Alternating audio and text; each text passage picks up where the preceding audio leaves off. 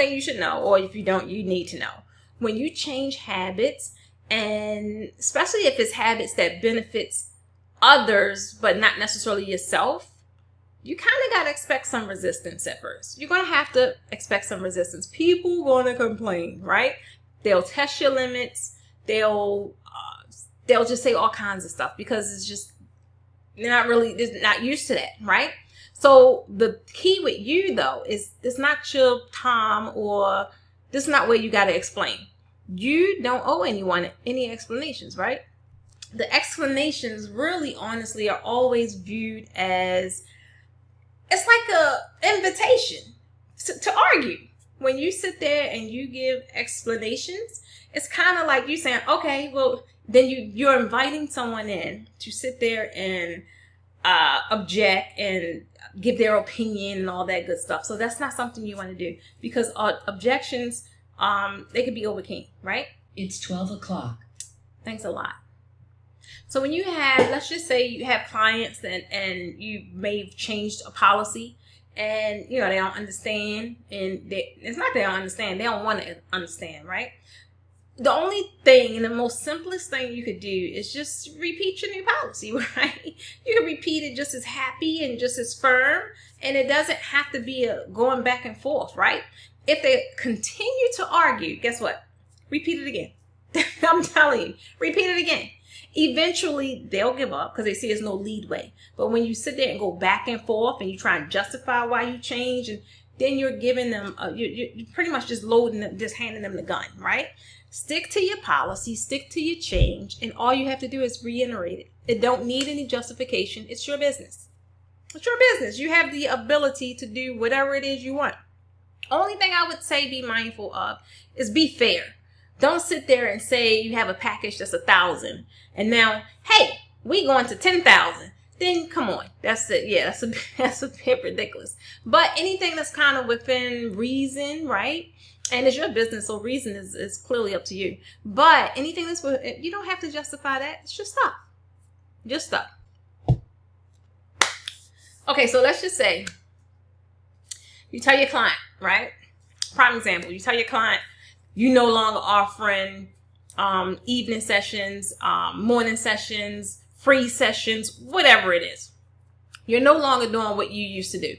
And they say something like, oh, well, I'm unavailable then, or I can't afford this, or whatever it is, right? I have to, let's just say they say, well, I need this session, however you used to deliver it. You want to go ahead and put thought ahead of time and how you want to handle that, right? Because you don't want to be taken off guard. Because if you're taken off guard, you're going to be all over the place and you're no longer in control, right? So you want to consider beforehand, as soon as you make the initial act that you're going to make these adjustments, that you're going to make these changes, you want to consider the alternatives, right? What could possibly happen? And you can look at it 3 different ways, right? You could say something like, well, hey, I'm no longer offering this. However, for clients who can't do this, I have limited spots for whenever, or I have these kind of spots for whenever, meaning you're still serving them to some degree, but now you're kind of appeasing the situation because you're still offering it, in the format that they want, right? And you're giving it now to them to see if they want to adapt to the new slide or whatever it is, right? Totally fine. But again, you kind of you're customizing your stuff according to what they want, right?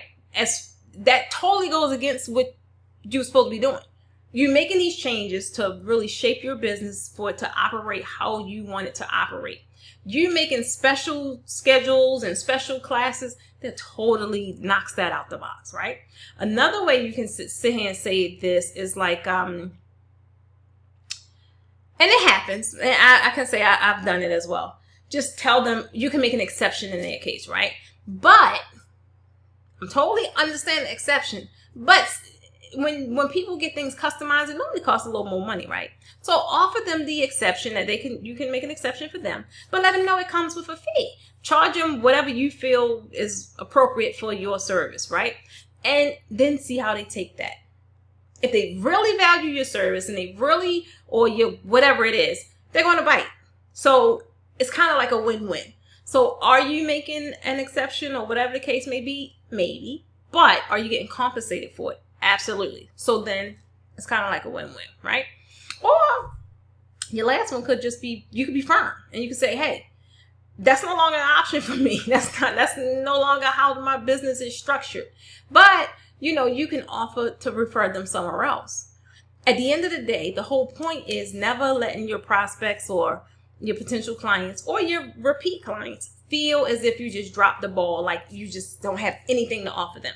Even if you're not willing to restructure your business or restructure your services or whatever it is, at least be willing to refer them somewhere else. Now, that's not to say that your referral is as good as you, but it's still you're providing value in some capacity.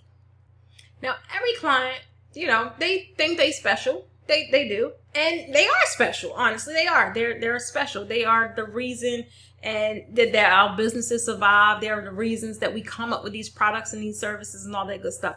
But guess what? You're special too, right? You're special as well. You deserve to be respected. You deserve to have some sort of change development in your business, right? So then you have to know that, right? You have to just sit there and decide, how are you going to handle objections in advance? Because they will come up. And only thing you have to do is think ultimately, like, what could they possibly say? Always ask yourself, what could someone possibly say? And then immediately attach a solution to it or attach a response to it. That way you already got something in your fanny pack ready to go, right? But you have to stick to your decision. You can't go and say things and then go back, because then if you don't respect your business, how can you expect someone else to respect your business, right? You have to ultimately show up as the leader, as the guru, as the business owner, right? As the service provider, and stick to your guns. And ultimately, I don't care how it may, some of us get uncomfortable when we got to make firm choices and decisions, but at the end of the day, we are happy that we did, and you will too.